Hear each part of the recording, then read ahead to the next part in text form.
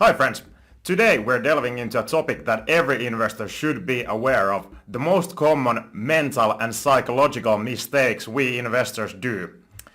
Inspired by insights from legendary investors such as Warren Buffett, Charlie Munger, Peter Lynch, Stanley Druckenmiller, and yours truly, Christian Niemi of Arctic Money here, we will explore these pitfalls and discuss some strategies to counteract them. Mistake number 1. Herd mentality. It's easy to get swept up in the excitement of the crowd, especially when it comes to investing, but blindly following the herd can lead to disastrous outcomes.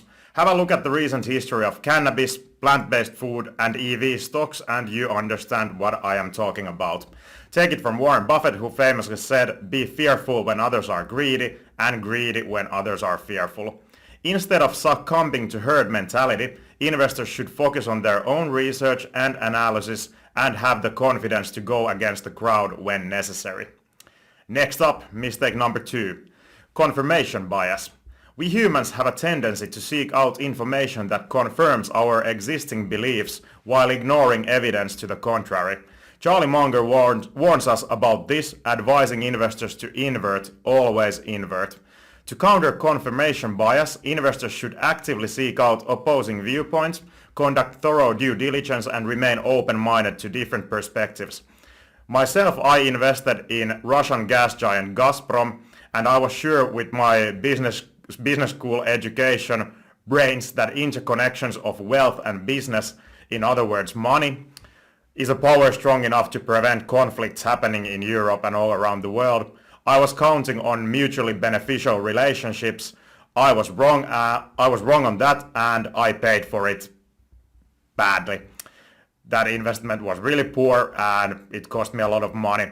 It would have helped me to study, for example, few Finnish or Eastern European security experts, and I might have skipped that investment in Gazprom. Moving on to mistake number 3, overconfidence. It's easy to become overconfident, especially after a string of successful investments. Overconfidence can lead to excessive risk-taking and poor decision-making. To combat this, investors should continuously educate themselves, stay humble, and remain disciplined in their approach. Myself, I pray both in investing and in working life that I would always have the ability to define clearly between being right on a thesis versus just getting lucky. When you succeed, analyze it and determine honestly, did you got lucky or was it skill? And also when you fail, be very careful to blame the failure on bad luck or other people's incompetence. Be true to yourself, did you make a mistake or were you just unlucky? Both outcomes are always possible, but you will develop as a person only if your analysis on this one is correct. Mistake number 4, emotional investing. Stanley Druckenmiller once said, "It's not whether you are right or wrong that's important, but how much money you make when you are right and how much you lose when you are wrong." Emotions like fear and greed can cloud judgment and lead to impulsive decisions. To avoid emotional investing, investors should stick to a well-defined investment plan, practice patience, and focus on the long-term fundamentals of their investments.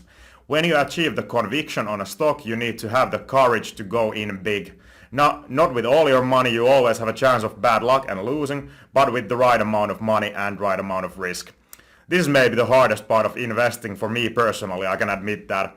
I was buying Meta at $100 levels per share a few years ago, and at that time I was thinking, should I go bigger with this one? It checked almost all of the boxes in my investment process. The regret obviously for me was that I didn't buy more at the time. Mistake number 5, anchoring bias.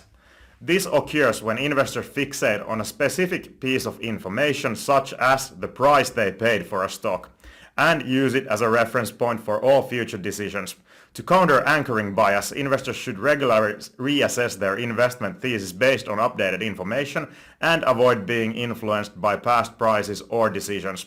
Myself, I do a valuation and a deeper dive on every stock on my watch list once a year, if no major changes have taken place, and let that valuation determine what I do next. The price of a stock has no information to you. You need to find all the relevant information yourself. Mistake number 6, loss aversion.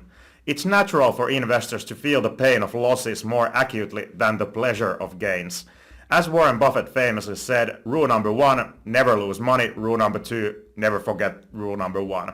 However, allowing fear of losses to dictate investment decisions can lead to missed opportunities and suboptimal outcomes. To combat loss aversion, investors should focus on the potential long-term gains of their investments and maintain a balanced perspective on risk. And I repeat, you can fight loss aversion only by having valuations and analysis done on each of the stocks on your watch list. That is the only way you know where your capital should really be allocated to where it should be allocated at any given point in time. So, there you have it, folks. The most common mental and psychological mistakes that stock investors we make, along with strategies to counteract them. Remember, investing is as much about mastering your mindset as it is about picking the right stocks. Stay vigilant, stay disciplined, and stay focused on your long-term goals. Do you think I forgot some mental mistake here? Let all of us know in the comment section below. Thanks for tuning in to Arctic Money. If you found this video helpful, don't forget to like, share, and subscribe for more investing content. See you in the next video, and bye bye.